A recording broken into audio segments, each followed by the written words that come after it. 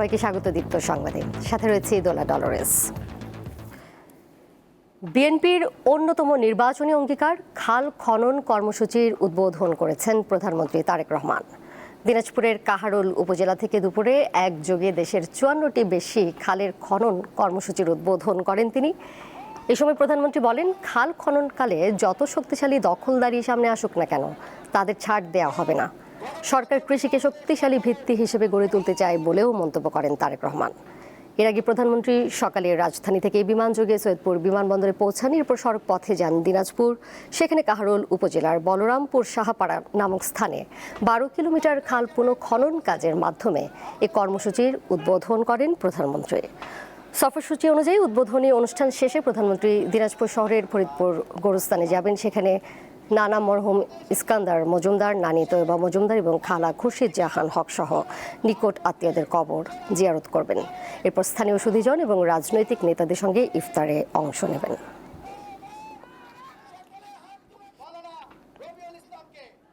প্রায় ৩১,০০০ কৃষক এখান থেকে পানি পাবে, এই খালের সুবিধা পাবে ৩১,০০০ কৃষক, এবং ১২০০ হেক্টর জমি এই খালে যে পানি থাকবে সেই পানির সেচ সুবিধার মধ্যে আসবে।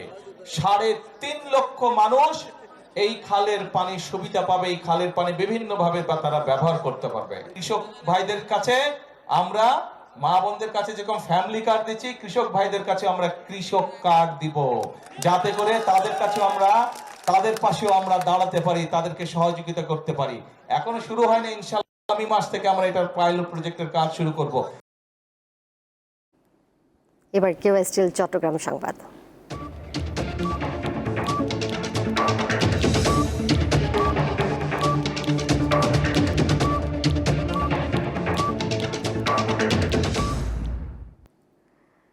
দীর্ঘ ৩০ বছর ধরে ভরাট থাকা চট্টগ্রামের মিরসরাই উপজেলার বামন সুন্দর খাল খনন কাজের উদ্বোধন করেছেন অর্থ ও পরিকল্পনা মন্ত্রী আমির খসরু মাহমুদ চৌধুরী।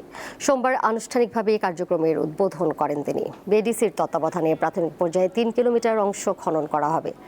14 কিলোমিটার দীর্ঘ এই খালটি উপজেলার 5টি ইউনিয়নের মধ্য দিয়ে প্রবাহিত হয়ে মিশেছে বঙ্গোপসাগরে। কর্মসূচি বাস্তবায়ন হলে 5টি ইউনিয়নের প্রায় 10,000 কৃষক সরাসরি সেচ সুবিধার আওতায় আসবেন।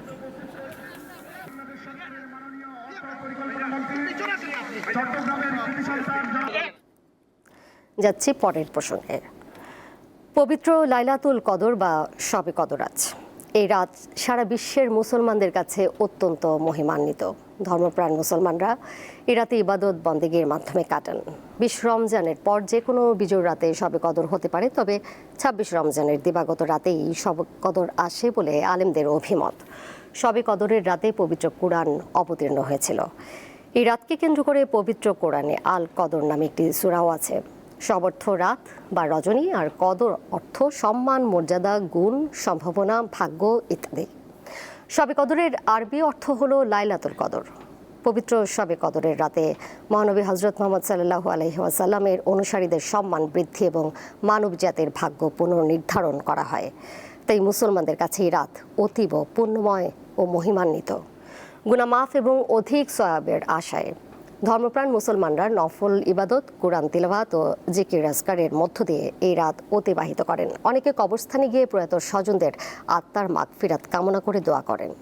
পবিত্র রমজান মাসে দেশের অনেক মসজিদে তারাবির নামাজে কুরআন খতম দেওয়া হয়।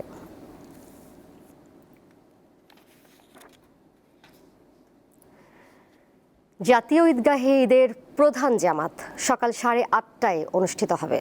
তবে বৈরী আবহাওয়ার কারণে জাতীয় ঈদগাহে জামাত আয়োজন সম্ভব না হলে বায়তুল মোকাররম জাতীয় মসজিদে সকাল 9টায় ঈদের প্রধান জামাত অনুষ্ঠিত হবে। সকালে জাতীয় ঈদগাহে ঈদের জামাত আয়োজনের প্রস্তুতি পরিদর্শন শেষে কথা বলেন ঢাকা দক্ষিণ সিটি কর্পোরেশনের প্রশাসক আব্দুস সালাম। আরও জানান, ঈদের জামাত আয়োজনের প্রস্তুতি প্রায় শেষ পর্যায়ে রয়েছে। 2-1 দিনের মধ্যেই পুরো কাজ শেষ হবে।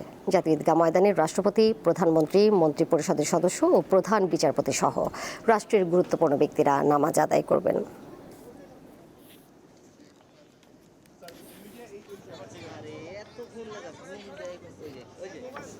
ধর্ম মন্ত্রণালয় সহ সবাই মিলে যেটা ঠিক করেছে যে টাইম থাকবে আমাদের 8:30। যদি বৃষ্টি টিষ্টি হয় তাহলে হয়তো টাইমের পরিবর্তন করা হবে। এখানে আপনারা জানেন যে প্রায় 35,000-এর মতো মানুষ একসাথে নামাজ পড়তে পারবেন। তার মধ্যে মহিলাদেরও সুযোগ থাকবে, প্রায় 3500 জন মহিলাও এখানে নামাজ পড়ার সুযোগ পাবেন। আগামীকাল থেকে শুরু হচ্ছে ঈদের ছুটি, অর্থাৎ আজ সোমবারই শেষ হচ্ছে সরকারি অফিস আদালতের কার্যক্রম। এতে টানা এক সপ্তাহের বড় ছুটিতে যাচ্ছে দেশ। চাঁদ দেখার সাপেক্ষে 21 মার্চ পবিত্র ঈদ উল ফিতর উদযাপিত হতে পারে। সম্ভাব্য এই তারিখ ধরে আগেই 19 থেকে 23 মার্চ পর্যন্ত 5 দিনের ছুটির তারিখ নির্ধারণ করে রেখেছিল জনপ্রশাসন মন্ত্রণালয়। এর পাশাপাশি 17 মার্চ পবিত্র শবে কদর ও 18 মার্চ সাধারণ ছুটি থাকবে। এর ফলে 17 থেকে 23 মার্চ পর্যন্ত 7 দিন ঈদের ছুটি ভোগ করবেন কর্মজীবীরা। তবে এরই মধ্যে অনেকেই গ্রামের উদ্দেশ্যে রওনা হয়েছেন। বিশেষ করে ট্রেন যাত্রায় যারা অগ্রিম টিকিট সংগ্রহ করেন তারা সকাল থেকে বিভিন্ন গন্তব্যে রওনা হচ্ছেন।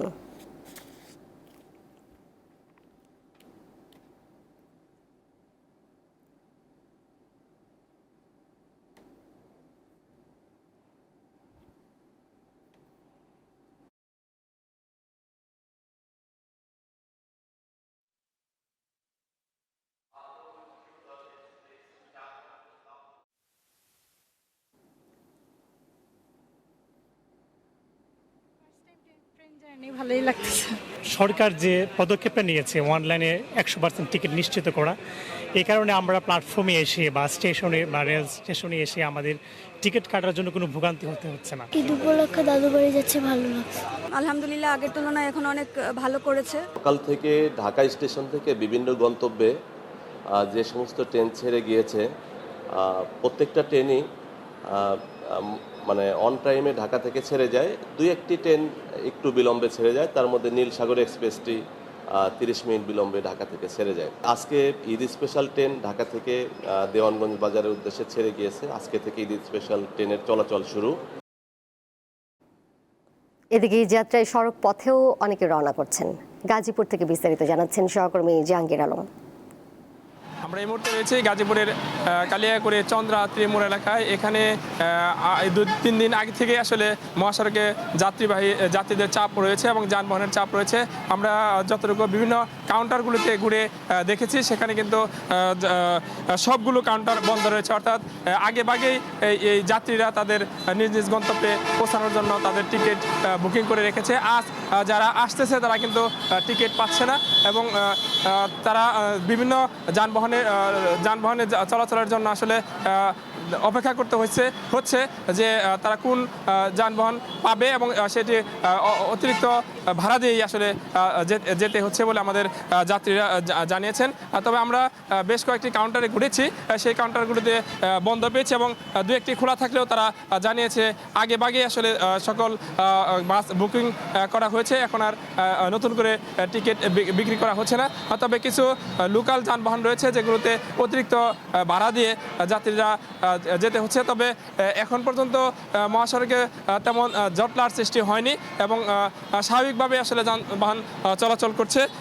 ঢাকা টাঙ্গাইল মহাসড়কে যে অবস্থা আমরা খোঁজ নিয়েছি, ঢাকা ময়মনসিংহ মহাসড়কে একই অবস্থা, যাত্রীদের চাপ আস্তে আস্তে বাড়তে শুরু করেছে। হয়তো বিকেলে আরেকটু চাপ বাড়তে পারে এবং কেননা আগামীকাল শবে কদরের বন্ধ, এরপর থেকে আসলে কিন্তু সকল উত্তরবঙ্গের বা বিভিন্ন জেলার লোকজন এই চন্দ্রা মোড় হয়ে এবং ঢাকা ময়মনসিংহ মহাসড়কের চান্দনা চৌরাস্তা হয়ে দেশের 31টি জেলার লোকজন চলে যাবে এবং পোশাক কারখানাগুলো ছুটি হলে কিন্তু এই মহাসড়কে ব্যাপক যানজটের সৃষ্টি হয় এবং যানবাহনের চাপ বাড়ে। আমরা পুলিশের সাথে কথা বলেছি, তারা জানিয়েছেন যে এবছর যাতে কোনোভাবে জটলার সৃষ্টি না হয় সেজন্য ভ্রাম্যমাণ টিম রয়েছে এবং ড্রোন দিয়ে মনিটরিং করা হচ্ছে। কিছুক্ষণ আগে চন্দ্রামোড়ে হাইওয়ে পুলিশের ডিআইজি এসেছিলেন, তিনি আমাদের জানিয়েছেন যে কোনো অবস্থাতেই যাতে মহাসড়কে কোনো ধরনের যানবাহনের জটলা সৃষ্টি না হয় এবং কেউ যেন কোনো অবস্থাতেই চাঁদাবাজি করতে না পারে, সেদিক থেকে পুলিশের পক্ষ থেকে কঠোর অবস্থানে রয়েছে এবং নির্বিঘ্নে মানুষ যাতে অন্যান্য বছরের ঈদ সামনে রেখে পোশাকের পাশাপাশি গুরুত্ব পাচ্ছে ঘরের সাজসজ্জার উপকরণ। পর্দা থেকে টেবিল ম্যাট, শোপিস থেকে বিভিন্ন ধরনের লাইট কিংবা কৃত্রিম বাহারি ফুল, সব মিলিয়ে জমজমাট হোম ডেকোর বাজার। ঈদের আনন্দ এখন আর শুধু পোশাকে সীমাবদ্ধ নেই, ছড়িয়েছে গৃহসজ্জায়ও। অন্দরমহলে নতুনত্বের ছোঁয়া আনতে হোম ডেকর বা গৃহসজ্জার পণ্যের বাজার এখন ক্রেতাদের ভিড়ে মুখরিত। শতরঞ্জি, বিছানার চাদর, পর্দা, সোফা ও কুশনের কাবার, কার্পেট, শোপিস সবকিছুতেই ঈদের পরশ। গোলাপ, অর্কিড ও চেরি সহ বাহারি কৃত্রিম ফুলের দিকে ঝুঁকছেন অনেকেই। আমাদের সাথে ঘরেরও সৌন্দর্যটা অনেক বেশি প্রয়োজন, এই জন্য আমি এটাকেও অনেক বেশি প্রাধান্য দিই। এটা সহজে আর কি আপনার ওয়াশ করা যায়, পরিষ্কার করা যায়, সেই জন্য আর কি এটা আমাদের চয়েস। আমরা বেশ কয়েকটা মার্কেটে ঘুরেছি, কোথাও দাম বেশিটা পাইনি আর কি, রিজনেবল, মানে অন্যান্য দিনের মতোই সেম রেগুলার প্রাইসই আছে আর কি। ঈদের সামনে ঘর সাজানোটাই মূল উদ্দেশ্য আমার কাছে। ঘরটা সুন্দর লাগলে মেহমান আসলেও ভালো লাগে। দেয়ালে ভিন্নতা আনতে ওয়ালম্যাট, নানা আকারের ছবির ফ্রেম, পেইন্টিং, ফুলদানি ও শোপিসের চাহিদাও বেড়েছে। এসবের সঙ্গে নতুন পর্দাও চাই। গরমে বেশিরভাগ ক্রেতার তাই পছন্দ হালকা রঙের কাপড়। শুধু জামা কাপড় পরলে তো ঘরটা পূর্ণাঙ্গ সুন্দর হয় না, সেজন্য আমরা বেডশিট, পর্দা সবকিছু দিলে আমাদের কাছে ভালো লাগে। কেনাকাটা মোটামুটি শেষ, এখন এই ঘরের টুকিটাকি জিনিস, আর কিছু না। 27 রোজার পরে প্রত্যাশাটা একটু ভালো আশা করি, কারণ ওই সময় আমাদের কাস্টমার একটু চাপে। ঈদের আগে হোম ডেকোর আইটেমের চাহিদা কয়েক গুণ বাড়ায় খুশি বিক্রেতারা। এখন ভালোই চলতেছে, কাস্টমারের সমাগম আছে, শুরুতে ছিল না, এখন রোজার শেষ সময় সবারই একটু প্রয়োজন, সবাই কেনাকাটার মধ্যে আগ্রহী। যার যেটা ভালো লাগে সেটাই নিচ্ছে, ঠিক আছে। কাস্টমার আছে আলহামদুলিল্লাহ, টুকিটাকি চলতেছে আর কি। কাস্টমার কিনতেছে ঘর সাজানোর জন্য, বাট আলহামদুলিল্লাহ আমাদের কাছে কিনা। উৎসবকে ঘিরে অন্দরমহলকে সাজিয়ে তুলতে ক্রেতাদের এই ব্যস্ততা যেন ভালোবাসা আর অতিথি আপ্যায়নের প্রতিচ্ছবি। স্বস্তিকা সিংহ, দীপ্ত সংবাদ, ঢাকা। ঈদ উল ফিতর ও পয়লা বৈশাখ সামনে রেখে টাঙ্গাইলের কালিহাতী ও দেলদুয়ার উপজেলার তাঁতপল্লীতে দিনরাত চলছে শাড়ি তৈরির কাজ। ভোর থেকে রাত পর্যন্ত খটখট শব্দে মুখর থাকছে প্রতিটি তাঁত। দোকানে শোভা পাচ্ছে বাহারি সব শাড়ি। বাঙালি নারীর উৎসবের এক চিরন্তন সঙ্গী শাড়ি। অনেকের অন্যতম পছন্দ টাঙ্গাইলের তাঁতের শাড়ি। ঈদ ও পহেলা বৈশাখ উপলক্ষে প্রতি বছরের মতো এবারও বাহারি ডিজাইন আর নতুনত্ব এনেছেন তাঁতিরা। দুটি বড় উৎসব সামনে রেখে দেশের বিভিন্ন স্থানের ক্রেতারা ভিড় জমাচ্ছেন টাঙ্গাইলের পাথরাইল, করটিয়া, কালিহাতীর বল্লা সহ অন্যান্য তাঁতপল্লীতে। পুরান ঢাকা থেকে আসতে ইসলামপুর নববাড়ি থেকে প্রতিবারই আসি, এবার আসছি ওই যে টাঙ্গাইলের শাড়ির জন্য। কাপড়ের মান গুণগত অনেক ভালো, প্রাইসও কম, এর জন্য আমি এখানে বারবার মার্কেট করতে আসি। Cotton, half silk Jamdani, soft silk, muslin Jamdani, tissue Jamdani, কাতান, বালুচুরি ও বেনারসি সহ নানা ধরনের শাড়ি তৈরিতে ব্যস্ত কারিগররা। তসরের শাড়ি ও হাফ সিল্ক শাড়ি তৈরি করতেছি, ইনশাল্লাহ এবার ভালো হতে পারে। সামনে ঈদ, পয়লা বৈশাখ, এই উপলক্ষে আমরা শাড়ি, হাফ সিল্ক, জামদানি, তোসর এগুলো তৈরি করতেছি। নতুনত্বের পাশাপাশি টেকসই ও আরামদায়ক হিসেবেও টাঙ্গাইলের শাড়ির সুনাম রয়েছে, তাই এর চাহিদা অনেক বেশি। বড় উৎসব আমাদের ঈদ, তারপরে পুজো আছে, সামনে পয়লা বৈশাখ আসতেছে, তারপরে 26শে মার্চে আমাদের ভালো বেচাকিনি হয়। এই বছর রাজনৈতিক অস্থিরতা নেই, পাশাপাশি করোনা মহামারী বা এই ধরনের কোনো কিছু ঝঞ্ঝা নেই, তো আমাদের মনে হয় এই বছর ঈদটা খুব সুন্দরভাবে হবে। জিআই পণ্য হিসেবে স্বীকৃত টাঙ্গাইল শাড়ির জনপ্রিয়তা অটুট থাকলেও কমেছে তাঁতের সংখ্যা। সাইফুর রহমান শিশির, দীপ্ত বার্তা কক্ষ। জাহাঙ্গীরনগর বিশ্ববিদ্যালয়ের শিক্ষার্থী শারমিন জাহান হত্যা মামলায় তার স্বামী ফাহিম আল হাসানকে গ্রেপ্তার করে আদালতে পাঠিয়েছে পুলিশ।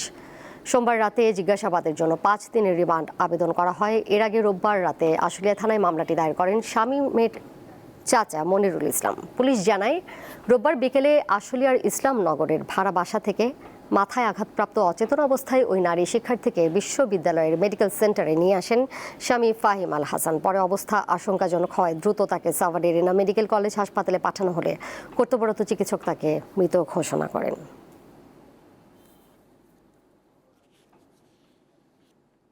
জানিয়ে দেব আন্তর্জাতিক প্রসঙ্গ। ইরানে আগামী 3 সপ্তাহের জন্য হামলার পরিকল্পনা প্রস্তুত করেছে ইসরায়েল। দেশটির সেনাবাহিনী জানায়, ইরানে এখনও হাজারো লক্ষ্যবস্তু রয়েছে এবং প্রতিদিন নতুন লক্ষ্যবস্তু চিহ্নিত করা হচ্ছে। অপরদিকে ইসরায়েলে প্রথমবারের মতো শেজিল ক্ষেপণাস্ত্র দিয়ে হামলার দাবি করেছে ইরান। কৌশলগত শক্তিশালী এই ক্ষেপণাস্ত্রটি শব্দের চেয়ে 13 গুণ বেশি গতিতে ছুটতে সক্ষম, যার সীমা 2000 থেকে 2500 কিলোমিটার।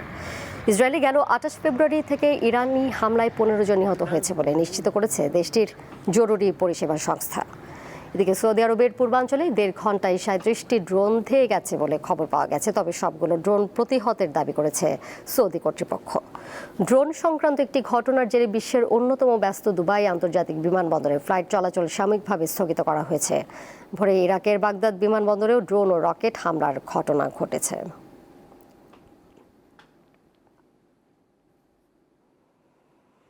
চলচ্চিত্র জগতের অন্যতম মর্যাদাপূর্ণ পুরস্কার একাডেমি অ্যাওয়ার্ডস বা অস্কার জিতেছে পল থমাস অ্যান্ডারসন পরিচালিত অ্যাকশন থ্রিলার ঘরানার cinema one battle after another. স্থানীয় সময়ে রোববার যুক্তরাষ্ট্রের লস অ্যাঞ্জেলেসের ডলবি থিয়েটারে অস্কারের 98তম আসর বসে। এবছর সিনার সিনেমায় অভিনয়ের জন্য সেরা অভিনেতার পুরস্কার জেতেন মাইকেল বি জর্ডন। হ্যামনেট চলচ্চিত্রে অভিনয়ের জন্য সেরা অভিনেত্রীর পুরস্কার পেয়েছেন জেসি বাকলি। এছাড়া সেরা পরিচালক নির্বাচিত হয়েছেন ওয়ান ব্যাটল আফটার অ্যানাদারের পল থমাস অ্যান্ডারসন। একই সিনেমার জন্য সেরা পার্শ্ব অভিনেতা হয়েছেন শন পেন। সেরা পার্শ্ব অভিনেত্রী ওয়েপন্স সিনেমার অ্যামি ম্যাডিগান। এবারের অস্কারে মোট 16টি মনোনয়ন পেয়ে রেকর্ড করেছে রায়ান কুগলার পরিচালিত চলচ্চিত্র সিনার্স। সিনেমাটি মোট 4টি পুরস্কার জিতেছে। And the Oscar goes to Jesse Buckley.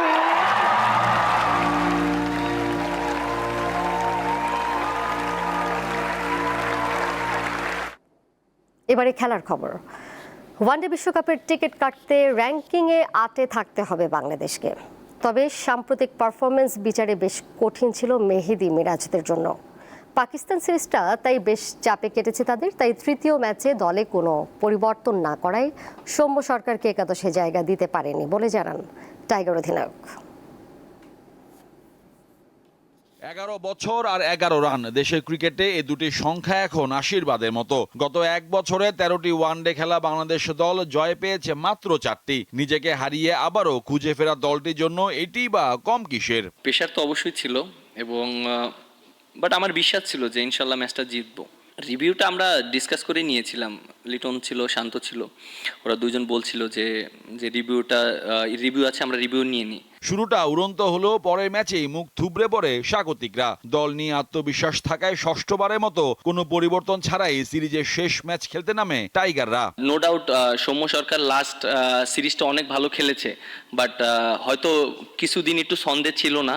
আমাদের জন্য অনেক ইজি অপশন ছিল, সাইব 2টা ম্যাচে রান করতে পারিনি, ওকে যদি আজকে বসিয়ে আমি সৌম্য সরকারকে খেলাতাম তাহলে তো 2টা জিনিসই হতো, যে অনেক সময় ওরও কনফিডেন্টটা ডাউন থাকতো। সৌম্য সরকার যদি এই ইনিংসটা আল্লাহ না করুক যদি খারাপ খেলে তখন ওরও জন্য ডিফিকাল্ট হতো। সদ্য শেষ হওয়া টি-20 বিশ্বকাপে খারাপ পারফরমেন্সের পর থেকে পাকিস্তান ক্রিকেটে বড় সড় রদ বদলের সম্ভাবনা তৈরি হয়েছে। প্রতিটি আইসিসি টুর্নামেন্টের পর দলে এবং ম্যানেজমেন্টে পরিবর্তন আনাটা পাকিস্তান ক্রিকেটে একটা চেনা রূপ হয়ে দাঁড়িয়েছে। এবারও তার ব্যতিক্রম হবে কিনা এমন প্রশ্নে কোচ জানান সবকিছুরই ব্যাখ্যা আছে। আমরা ভাবছিলাম ছোট একটা লক্ষ্য তারা করতে পারবো, তবে পেস অ্যাটাক পরিবর্তন করেও সম্ভব হয়নি। সিরিজ হার দুঃখজনক, কিন্তু এটাই সবকিছু না। সামনে আরো হোম অ্যাওয়ে ম্যাচ রয়েছে, এখন এসব নিয়ে কাজ শুরু করা প্রয়োজন। বিশ্বকাপে ঠাঁই পেতে হলে আগামী বছরের 31 মার্চের মধ্যে র্যাঙ্কিংয়ে 8-এ থাকতে হবে বাংলাদেশকে। পাকিস্তানের বিপক্ষে 2-1 ব্যবধানে সিরিজ জেতায় 9 নম্বরে উঠেছে তারা। এপ্রিলে 3টি ওয়ানডে খেলতে ঢাকায় আসছে নিউজিল্যান্ড। তাদের বিপক্ষেও প্রত্যাশিত ফল করবে এমনটাই আশা করেন দেশের ক্রিকেট ভক্তরা। মোহাম্মদ হাসিব, দীপ্ত স্পোর্টস, ঢাকা। স্প্যানিশ লিগ লা লিগায় সেভিয়াকে 5-2 গোলে বিধ্বস্ত করেছে বার্সেলোনা। হ্যাটট্রিক করেছেন রাফিনিয়া। গত রাতের খেলায় রিয়াল মাদ্রিদের চেয়ে মাত্র 1 পয়েন্টে এগিয়ে থেকে নো ক্যাম্পে সেভিয়ার মুখোমুখি হয় বার্সেলোনা। বড় জয়ে সেই ব্যবধান ফের বাড়ালো তারা। ম্যাচের শুরুতেই 2টি পেনাল্টি কাজে লাগিয়ে দলকে জয়ের পথে এগিয়ে নেন রাফিনিয়া। দ্বিতীয়ার্ধে পূরণ করেন হ্যাটট্রিক। তাদের অন্য 2টি গোল দানি ওলমো ও জও ক্যান্সেলর। 28 ম্যাচে 23 জয় ও 1 ড্রয়ে বার্সেলোনার পয়েন্ট 70। সমান ম্যাচে 66 পয়েন্ট নিয়ে 2-এ রিয়াল।